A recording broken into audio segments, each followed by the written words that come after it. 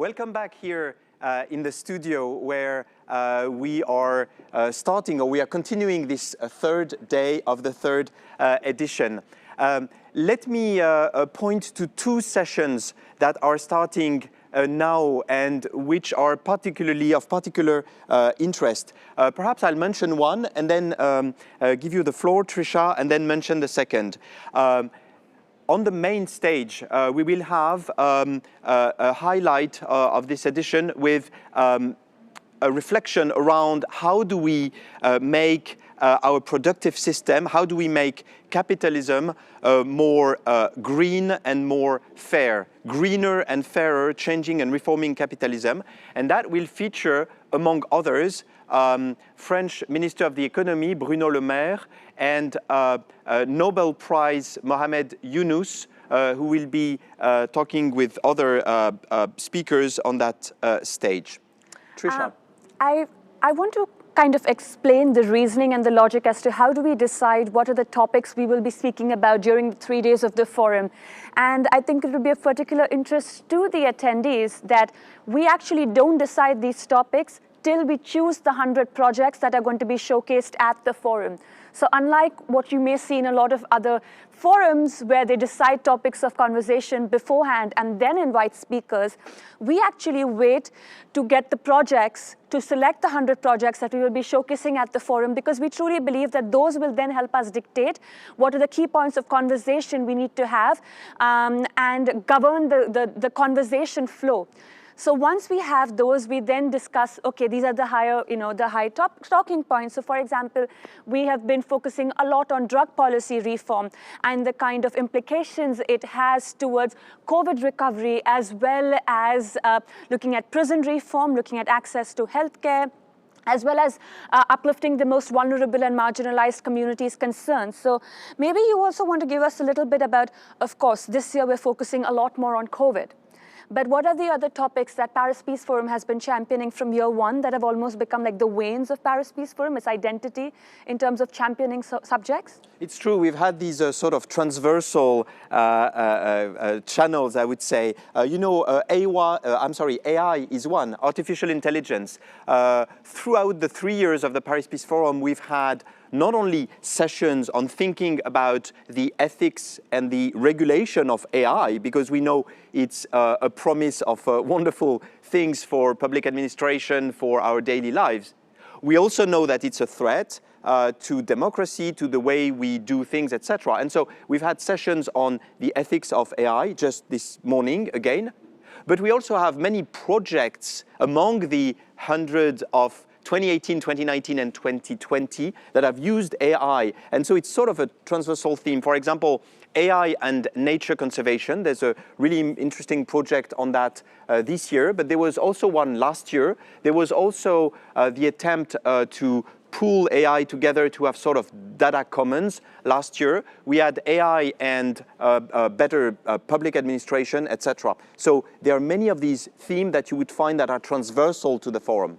And I guess, we do talk about how Paris Peace Forum is a place where we get heads of states to come and talk with civil society, philanthropic organizations.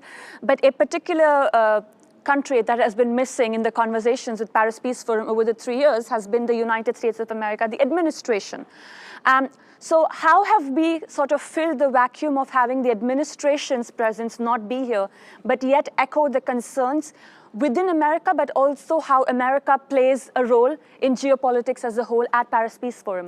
It's true. What happened was that the Americans filled the vacuum by themselves, in a sense. That is to say, we've had so much energy coming from American NGOs, from American civil society, think tanks, philanthropic foundations, and many of them are our partners, many of the top philanthropic foundations, the same ones working on climate, working on social equality, working on biodiversity, working on health and the pandemic have been our partners. And also, I would add, sort of an official presence of mayors and states. And that has been sort of filling the void that the Trump administration has created. Okay. So as you can see, we're serious about achieving peace, looking at global governance, and a quick word that you want to leave the audience with as to what they should be occupying their afternoon doing today at the forum? Yes, so the afternoon will be important. Let me just make one announcement, one more announcement for the session that will be starting in just a few minutes. I mentioned the session on the main stage with Minister Bruno Le Maire and Mohamed Yunus and others. I will mention one other, should you be interested. You know, we're asking what should the post-COVID-19 world look like? And everybody seems to converge on the idea that it should be greener than the world we are leaving behind. And so the question that we'll ask in that panel on stage B, from crisis to clean, accelerating the transition to clean energy in the wake of the pandemic, we'll put that question to a major oil company, which is Total. So we'll have Patrick Pouyanné, the CEO of Total. It's a typical Paris Peace Forum panel. We have a company, we have an international organization, the International Energy Agency, which is a partner of the forum, with is boss, Fatih Birol. And we'll also have a foundation, in this case, the Calouste Gulbenkian Foundation, which has completely divested from fossil fuels in this case. So it will make for a really interesting discussion, but also a discussion oriented towards what are we doing to wean off CO2 emissions. Okay, perfect. Well, be sure to follow the conversations with us. Good morning, everybody, or good afternoon or good evening, depending on which time zone you're watching us from. Welcome to this session on From Crisis to Clean, Accelerating the Transition to Clean Energy in the Wake of the Pandemic. My name is Paul Adamson. I'm the chairman of Forum Europe and Forum Global and the founder of the online magazine Encompass. We don't have very much time at our disposal, so I'll introduce very briefly our speakers. And just to remind you that I will try not to monopolize the three speakers for the entirety of the short time we have available to us, and allow you and encourage you to pose questions which will be fed to me by the organizers, and we'll try and accommodate and respond to as many of the questions tabled to us as possible. I'm delighted to welcome for the panel Patrick Pouyanné, who's the CEO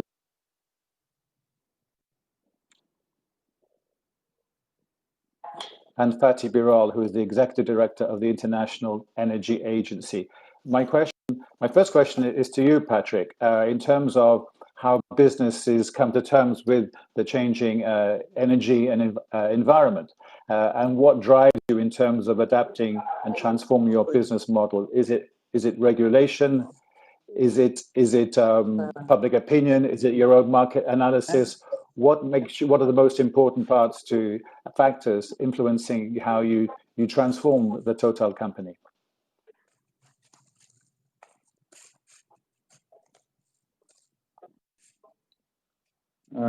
Good morning, everybody.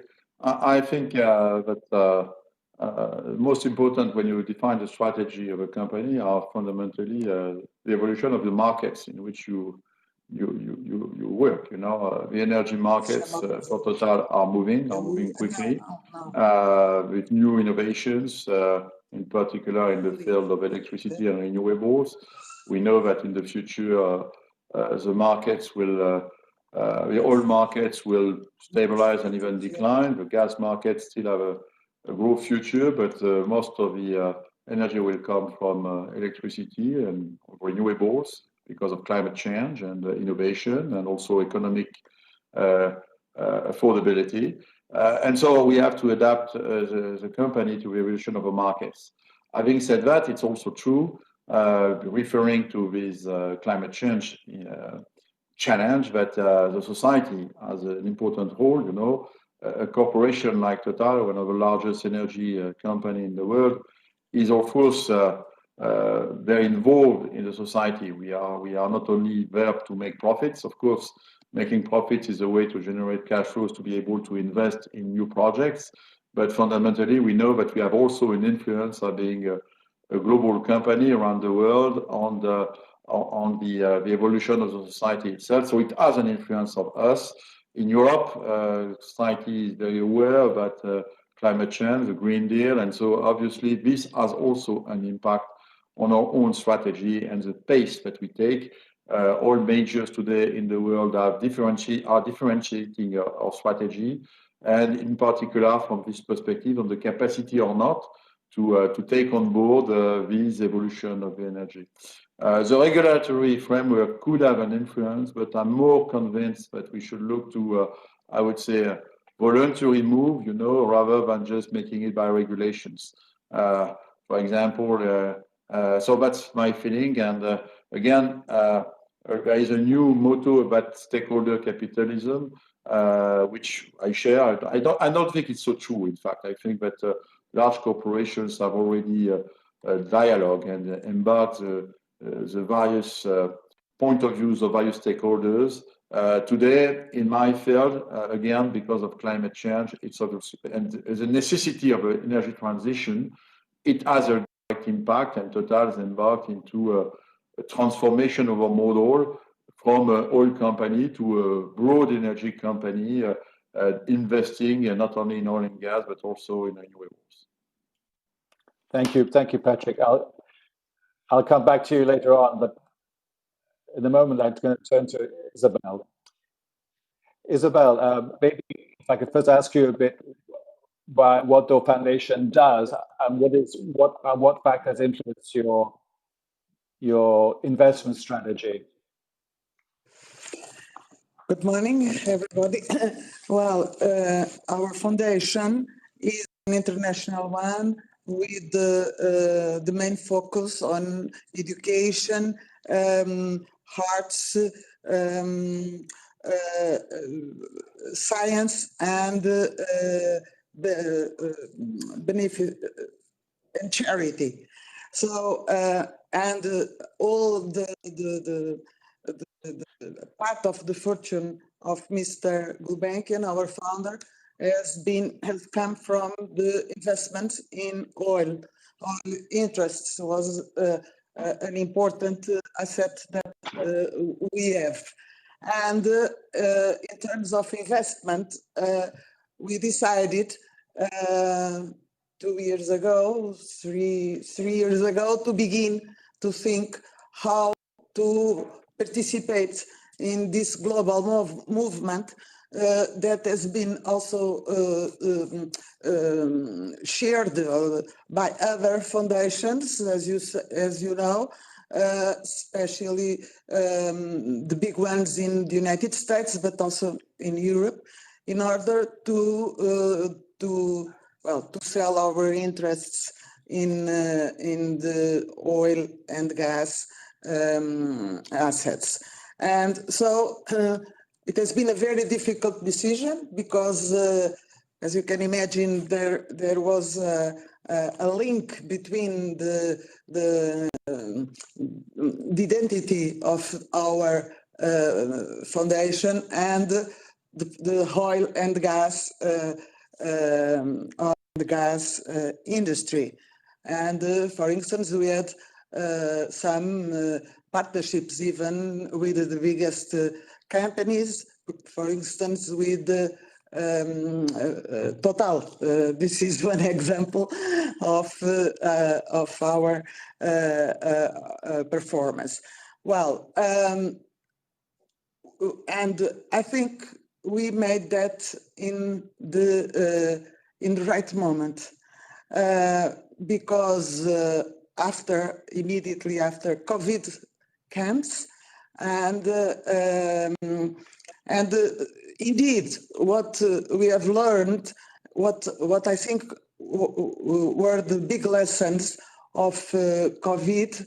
COVID gave a framework or lessons that were very important and are very important, like, as you know, a huge collapse of fossil fuels demand in a wide scale. At the same time, the consumption of renewables energy has been stable or even increased in some countries. And the pandemic, I think, gave a shock in our conscience in importance of environment. And now the big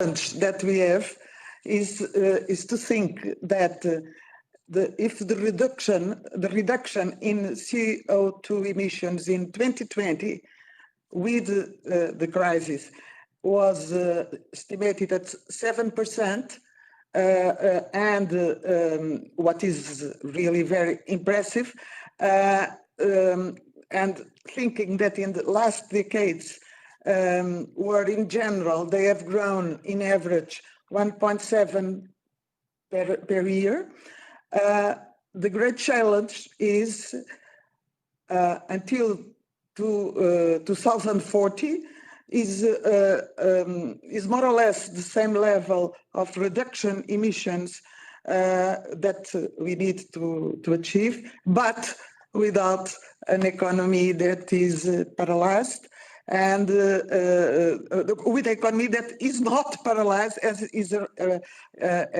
happened with the COVID crisis. So we need absolutely to make a transition, and I think that this transition can be done in a gradual way, and but is urgent, very urgent to go ahead.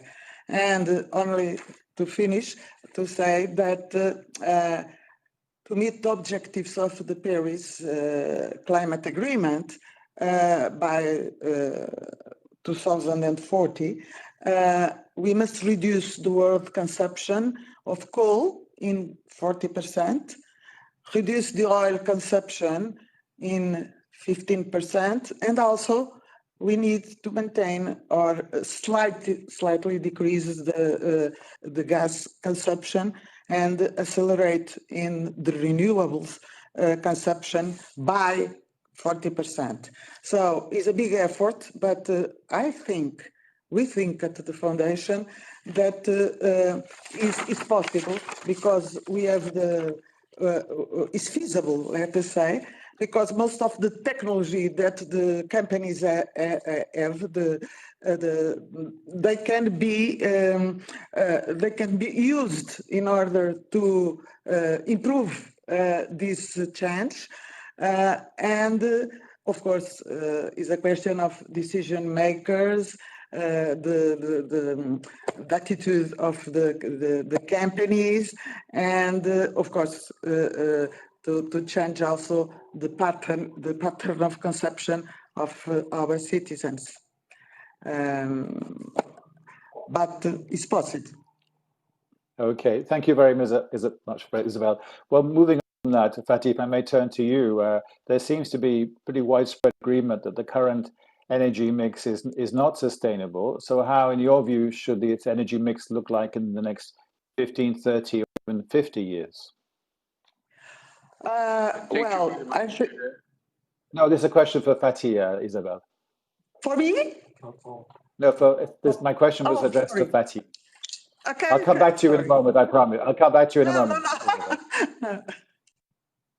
Okay, if I can restart. Yeah. Now, first of all, I want to say something. We understood this lockdown. I am in Paris now, as I think most of us are, understood in the lockdown times how essential is energy for our lives. Now, this mask that everybody asks us to use is a product of the petrochemical industry. Thanks to electricity, we could have IT communication. Thanks to the oil sent by Patrick and his company, the trucks brought food to the supermarkets that we can shop during the lockdown times. So, first of all, we should understand how crucial energy is, and I don't want the energy in the same basket. Energy is good, emissions are bad. So I want to make this, first of all, clear to everyone. That's number one. Number two, again, to look at the energy issue, Mr. Adamson, 30 years ago, 30 years ago, the share of fossil fuels in the energy mix was 30% in the global energy use. And after 30 years, today, it is still 80%.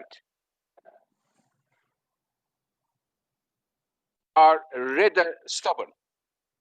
And we know that if we want to reach our climate goals, Paris goals, we have to reduce the emissions coming from coal, oil, and gas. But the biggest mistake we make here, in my view, we put all of them in the same basket. They're all different things. Coal is the largest contributor to the emissions around the world. Number one. But in terms of oil and gas, we can use them together with the carbon capture and storage, different technologies in a cleaner way. But we all agree that the future is electric. Future is electric, and here renewables will be the main drivers. And when I say renewables, I would very much like to highlight one fuel here, which is solar energy. Renewables is very general, but the solar energy. This year, 2020, of all the power plants built in the world, half of them were solar, other half, everything else put together. So 50% is equal to wind plus coal plus gas plus nuclear hydro, 50%, solar alone 50%. Why it is happening? It is not because people send tweets, people take these decisions, that decisions. It is because it is the cheapest source of electricity generation in most parts of the world, and it will grow. And it is the reason I call solar as the new king of world electricity markets, the new king, overtaking the throne from coal. So when I look at the next few years, I see three important periods, and I stop here, three important periods. Coming from the end, 2050 net zero. This is all we need to reach in order to save our planet.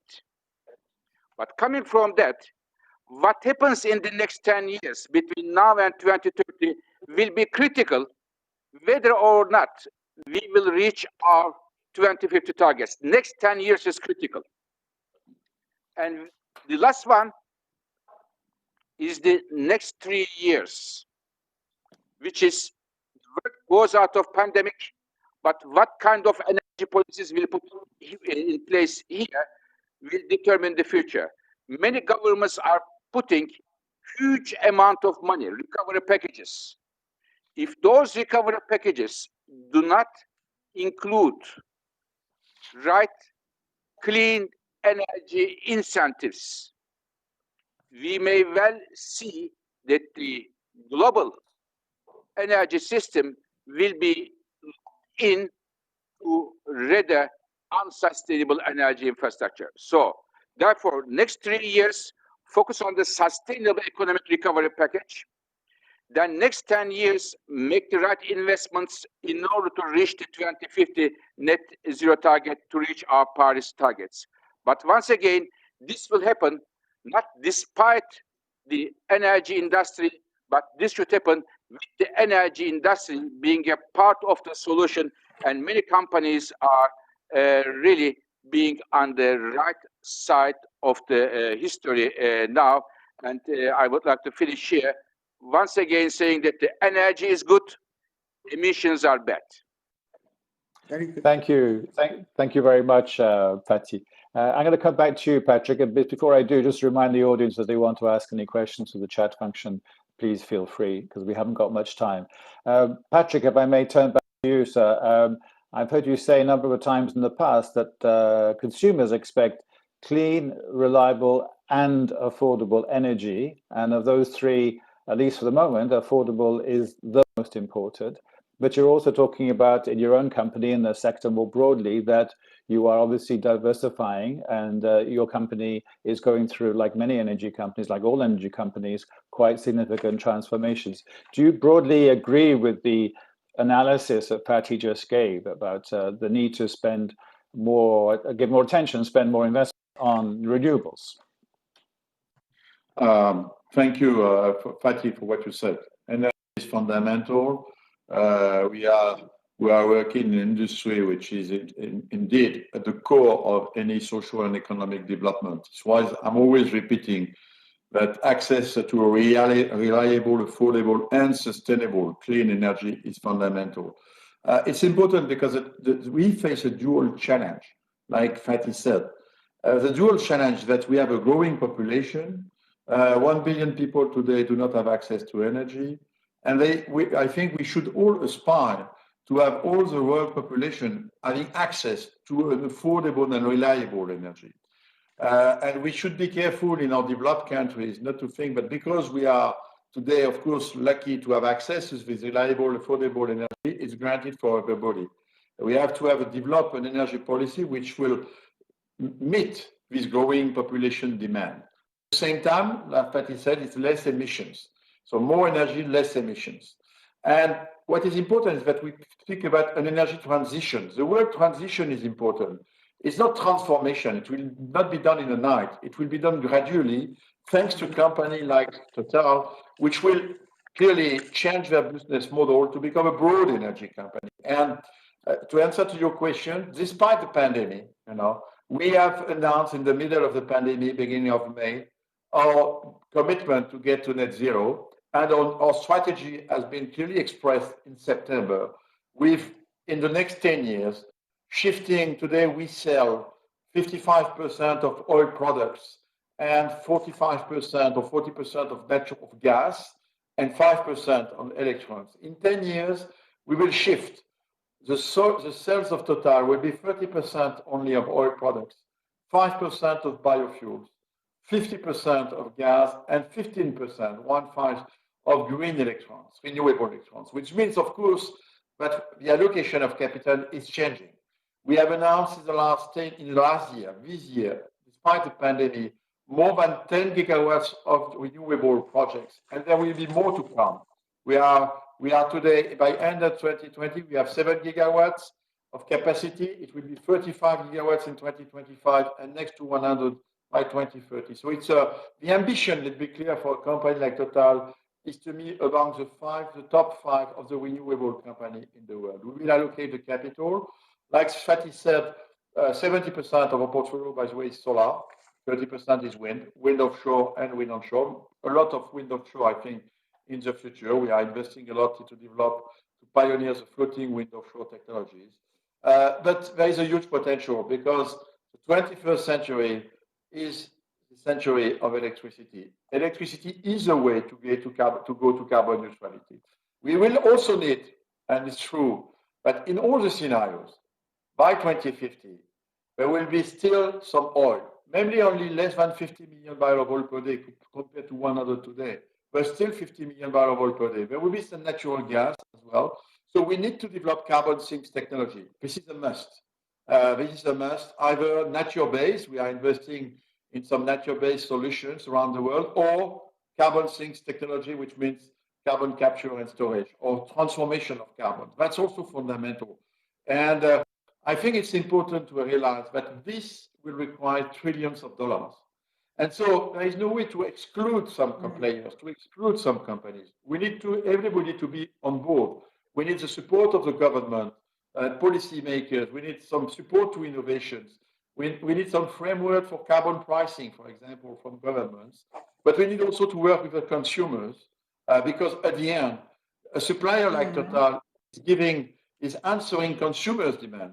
So there is a shift in demand patterns, and we need to work with airline company, with plane manufacturers, with car manufacturers to find the new ways to do it. We need, of course, to decarbonize the way we produce electricity. That's just fundamental. When Fatih said future is electricity, decarbonizing electricity is at the core. So, for example, Total, in a country like India, we have decided to invest heavily in India. It's a new country for us In the last 12 months, we have announced more than 3 billion in two fields. Natural gas, to promote natural gas in order to stop burning fuel in large industries in India, to shift them to natural gas. And also we are investing heavily in the solar industry in India. So that's an example where we can be proactive in helping and contributing directly to the energy transition of some key countries around the world. And you all know that part of the future of climate change is in the hand of what will happen in China and in India, and tomorrow in Africa, where we are very active. So yes, the answer is, despite the pandemic, Total is accelerating. In fact, we are accelerating in the fields of our transformation to a broad energy company, investing more in renewables. And in fact, it's just because the society, like referring to your first question, the pandemic, I think, makes the awareness of the society that the planet is fragile in terms of climate, of biodiversity, is clearly growing. Thank you. Thank you, Patrick. Well, staying with the theme of the pandemic, Patrick, since Isabel mentioned also, you talked about the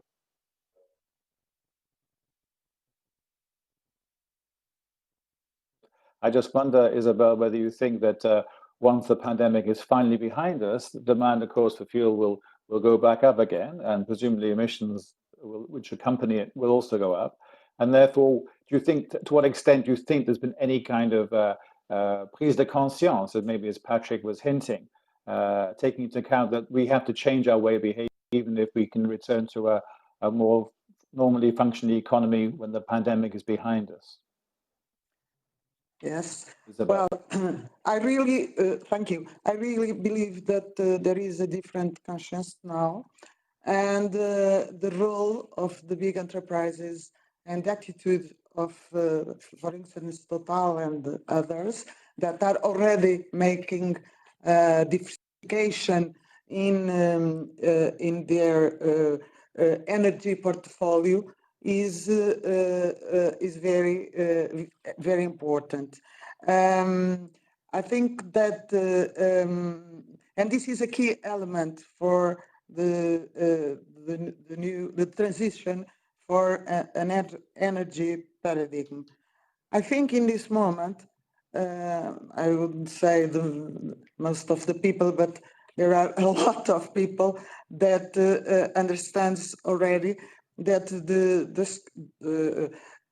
decarbonization process of energy system, of course, has to be gradual, but at the same time, we have to go ahead with the electrification of the economy.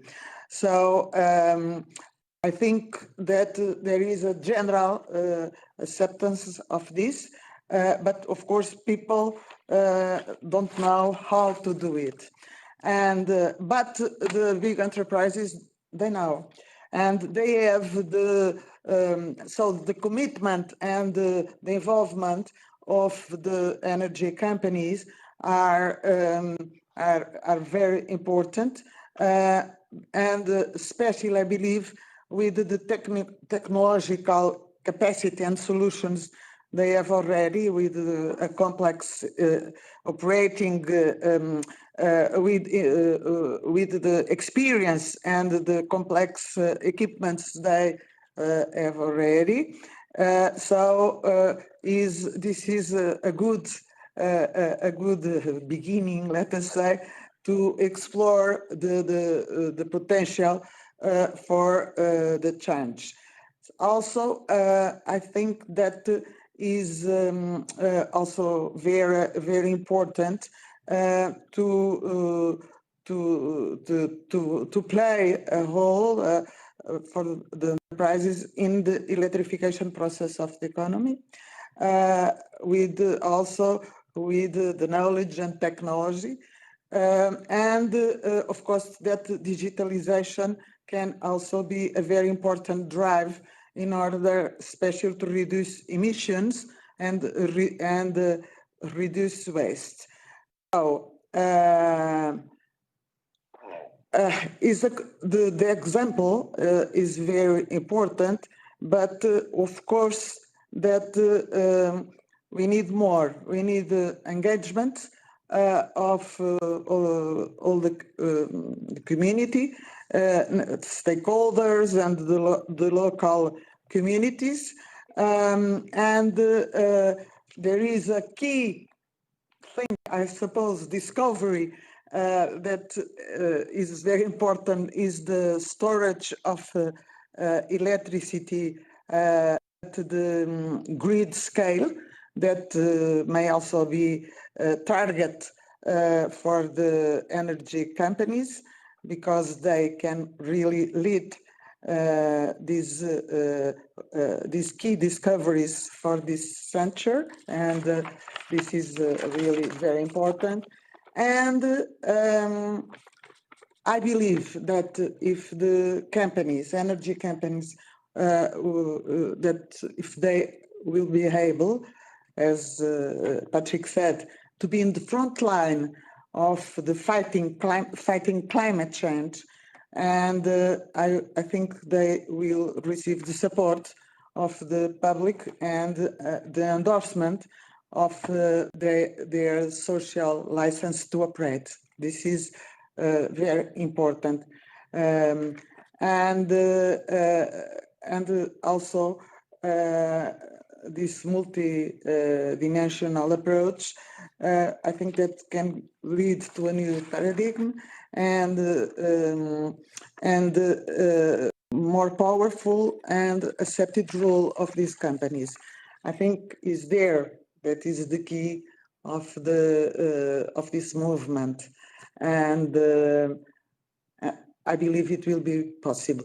Of course, there are Patrick remember the amount of investments that are needed, but I believe that with big efforts and with big investments in technology, allowing these enterprises to make this gradual change, I believe that it will be possible. Thank you, Isabel. A question back to you, Fatih, then I will turn to questions from the audience. Fatih, so clearly Isabel agrees with you that the future is electric, as you just said, but what about the need for energy sector companies to do more internally to better align with the Sustainable Development Goals and further commit to the decarbonization of the economy? Do you think energy companies are doing enough to commit to the decarbonization of the economy? Thank you very much. Now, it depends on which energy company. Now, when we look at the newspapers, okay, in Europe, in North America, and elsewhere, we see a tremendous pressure on the, for example, oil and gas, so-called big oil companies. And this is, I think, this is not a bad thing. This is a good thing to push them in the right direction. And what we have seen in the last few months and few years, many companies, such as Total, but other European oil and gas companies, one US company said they are going to have net zero. They are going to move this direction. This is a very good news and everybody is happy. But we have to put in a context what IEA, what we do. All these companies, big oil companies, who said they are going to reach net zero emissions, reach our climate goals, their share in the global emissions is less than 5%. If you put all of them together, there is a 95% outside. This is in Asia, other North America, and elsewhere. It doesn't change anything in terms of our temperature increase if a few number of companies, even if you shut them down. What is happening in Asia is extremely critical. Asia and coal is the main issue today we are facing. Of course, we have to decarbonize oil and gas. We have to push the renewables. And here, I would say that we have to make use of the big energy companies. How? those companies, for example, the ones in Europe, they have a lot of experience in engineering. This is a very important thing, engineering experience. They have deep pockets, most of them. They know how to run, manage complex projects. So therefore, to get them on board for clean energy would be excellent. I give you two examples. One of them is an option which I'm very, very hopeful is offshore wind. Offshore wind. And here, many of the oil and gas companies have a lot of experience.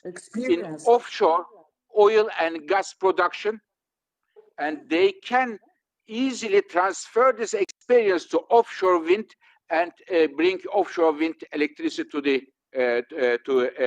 world. The second one is the carbon capture and storage.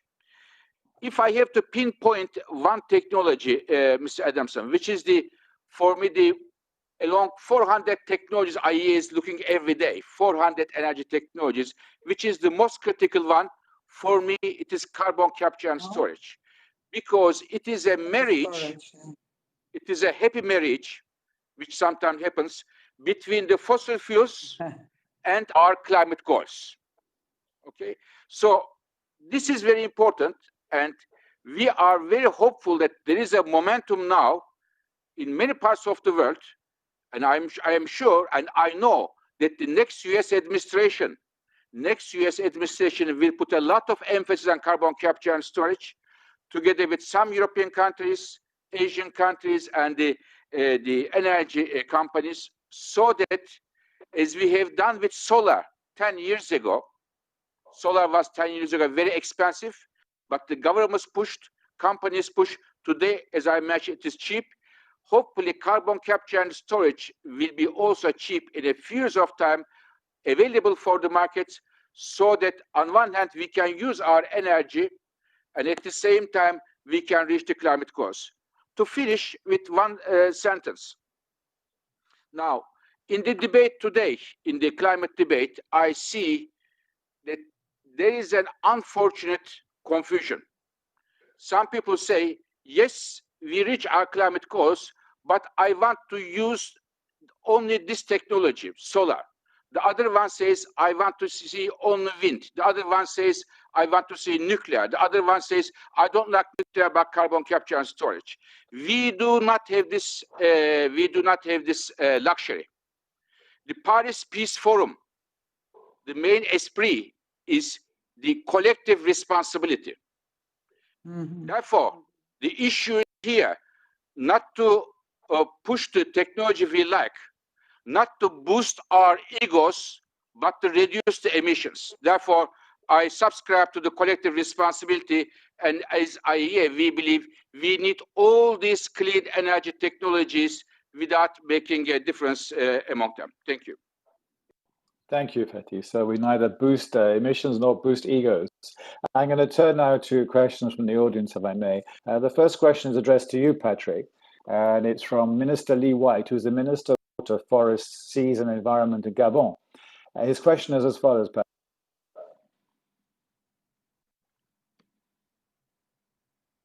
An exit strategy from countries like Gabon, where historically you are a leader in the oil sector, that involves a transition to producing green energy and perhaps contributing to the future of the Congo Basin.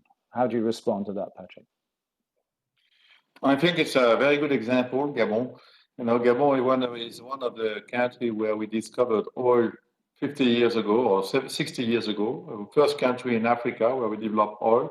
Obviously, this production is declining, but they have maybe in Gabon, and we are looking to that very seriously, a new goal, which is a beautiful virgin forestry. You know, there is, and when we speak about carbon sinks, I think, and we are looking today how we could invest in Gabon in some what we say forestry projects in order to maintain these carbon sinks, to develop them, and for the future. Because carbon neutrality, again, when we speak about cost of CO2 per ton, I can tell you that the best way to diminish or to contribute to the neutrality of carbon emissions is to invest in nature-based solutions.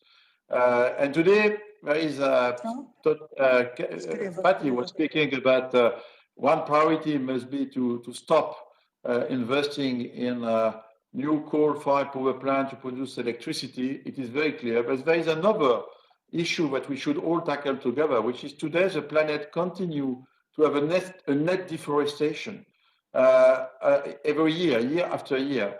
And we must take that very seriously because, again, in terms of dollar per ton, for $10 per ton or less than $20 per ton of CO2, we should and we can maintain and increase and develop this natural-based solution, like investing in Gabon. So for me, Gabon future, and we are looking to that, would be to invest in the Congo Basin, and very pragmatically, we have some topics in Gabon, in some topic in Congo. So in many of the African countries where today we are present, we prepare the future, and for these countries, it might be a source of revenues. Of course, we need to have, I think, the governments have to make some actions to establish a clear standard and regulatory frameworks to establish what are the sustainable carbon sinks for the future and to encourage it and to ensure, of course, the transfer of rights. I know there is a lot of debates linked to the Paris Agreement and the Kyoto Protocol before, but I think it's very important because, again, it's a matter of efficiency. Another field of investments, of course, for us in Africa is renewables, because it's a way to have access to a decentralized power and electricity. And of course, this is a way to give access to energy to populations in Africa, and Gabon is also an interesting country for that. So pragmatically, for a company like Total, I think it's an excellent example where what we want to do as a transition for the whole group, the company, our ambition is to do it also with our stakeholders in the country where we are today, and to develop these new energies and these new carbon neutrality concept with them together in each of these countries. Thank you, Patrick. There's another question addressed to you, but I think I'd like to also pose it to the other members of the panel because it is ranging. As follows, and maybe I'll give the floor first to Isabel and then to Patty, and then back to you, Patrick, to answer as well. The question is as follows. We have seen that the climate goals cannot be reached with voluntary changes of behavior and policies, as people will always do what is most profitable and comfortable for them. Why are you, in this case you, Patrick, convinced that the required transition to green energy should happen on a voluntary basis? Do you propose any particular incentives to make that happen? Maybe to you, Isabel, because obviously your investment strategy also has an impact on that. So why don't you address that question first, Isabel? Well, I think that the question of incentives are always very difficult to apply, especially because we have the experience in what concerns the introduction, for instance, of renewals, and it's always in economic terms is something that is not very, how can I say, safe, let us say, even for investors. What I believe is that if you have a campaign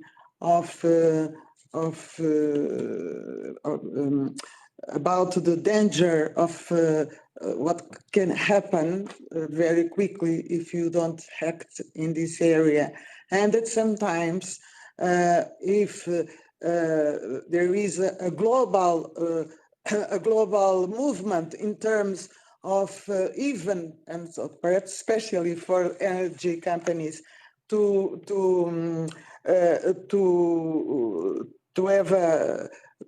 report, let us say, and through a standard model to report their emissions, our emissions, and engage publicly for the reduction of their carbon footprint. This will be a very good example, and it will be also something that could be enlarged to all the companies, and and people goes after that examples, I suppose. Incentives, I very, very sincerely, I think that the incentives should be given special to development of new technologies. But of course, this is not a position that I don't know in terms of experience in other countries how this goes with incentives. What I know is that here at the foundation, even when we want to for instance, to invest in renewables, there is always the doubt about the changing of policy in what concerns the incentives. So that's why my reaction is like that. But Isabella, I have to cut you off, I'm afraid. We're running out of time. So could you just make one last sentence, and I have to move to Fatih in the interest of time. I'm sorry. No, that's the point. I am not very much in favor of the incentives to the decarbonization from the to make people to be in the game. Right. Okay. Thank you, Isabel. Fatih, knowledge. Okay. Thank you. Fatih, over to you. A final brief comment. Yeah, very briefly. So I don't believe that after this COVID, human beings suddenly fell in love with the nature, and they understand from one day to another the climate is the most important challenge. So we have to change our behavior. We can go all of us from cars to bicycles, or give up with our usual habits. And the companies, energy companies around the world, suddenly became companies who don't think of profits but only the planet. I don't buy it. So many of the companies who are pushing for the clean energy is doing for two reasons. One, they want to get a social license from the people. Yes. And two, also very important, they want to position themselves for the most profitable technologies of the future. Okay, this is the thing. Of course, there are companies like Patrick is one of the leaders here, who wants to company moving from oil and gas company to energy company in general, and being a leader based in Paris to reach our Paris goals. But this is not going to happen only based on the goodwill of the people, goodwill of the companies. It will happen if the governments here take the right, give the right incentives, put the right measures, and channel the people in the right direction. Companies will go for the direction where they get the profits for their shareholders and for themselves. And therefore, governments need to put the investment framework where they will make profit by putting money in the clean energies. So therefore, if I have to summarize, I believe destiny of our future lies in the hands of governments in big time. Full stop. Okay, thank you, Patty. Patrick, do you want to give a brief final comment? Then I'm going to wrap up. Yeah, just there is nothing wrong to make profits. Huh? If I don't make profits, I don't generate cash flows. Enjoy it, Patrick. If I don't have cash flows, I will not invest. So, you know, we speak about trillions of investments. So, and I'm making profits today in oil and gas, and I need the profits of oil and gas and the cash flows to reinvest in renewables. There is no miracle there. First point. So I think that, yes, we need some policies. For example, everybody's speaking about hydrogen. You know, today it's good to speak about hydrogen, but the market of hydrogen is very small. It's only refineries and fertilizer business. So if we want to scale up hydrogen, if we want to drive down the cost of producing green or blue hydrogen, whatever color it is, the governments have clearly, some policies will be required, for example, to incentivize to put some percentage of hydrogen in the natural gas network. It's a way to decarbonize natural gas. It's also a way to create a market for hydrogen. So we need some policies. We need some policies, for example, on carbon pricing as well, because it's not the solution. It's not the solution. It's part of the solution, and their governments have to act. We need to support some innovations, like Fatih said, to CCS. But again, I would insist, when I see regulations as the green taxonomy that the EU wants to put in place, which is a way to exclude and which is so technically, I would say, narrow, it will not help to make the transition. And I would make a call to everybody to read carefully what is prepared in the taxonomy. The way it's prepared, it's so narrow on some few technologies, but it will not help to make the transition. If we should just say we exclude you, but excluding us, if Total, I could renounce today to produce oil maybe it's a good idea for my shoulders. It will not change at all the climate change challenge. Why? Because 80% of the oil is produced by national companies today. And so if Total stops producing oil will continue to be produced, and it will be produced because there is a demand for oil. So all that is a matter to embark the customers, the consumers, and to have policies to influence the demand pattern. So it's not a way to exclude or to target very narrow technologies, which could be the greenest one. It will not create the momentum and the market to make the transition pragmatically and efficiently. So it's a big call for me. Be sure we need to, as Fatih said, to have a collective action, not to exclude, but to be on board, to reward, I would say, the best players, but not to exclude people who want to make efforts, because it will not help to accelerate the transition. On the contrary, I will tell you, it will narrow the capacity to act and will not have the impacts that we want all to drive for. Thank you. Thank you, Patrick. Unfortunately, we've run out of time. Just the discussion was really heated, which is a great pity, but that happens all the time, as you know. I'd simply like to thank the audience for watching and listening to the debate. I'd like to ask those of you who asked questions. I apologize we didn't get to quite a few of them because of time, but most importantly, of course, I'd like to thank my wonderful panel, Patrick Bouyani, Isabel Mota, and Fatih Birol. Thank you very much indeed for your time and your insights and your expertise, and see you soon. Bye-bye. See you soon. Thank you. Bye, Patrick.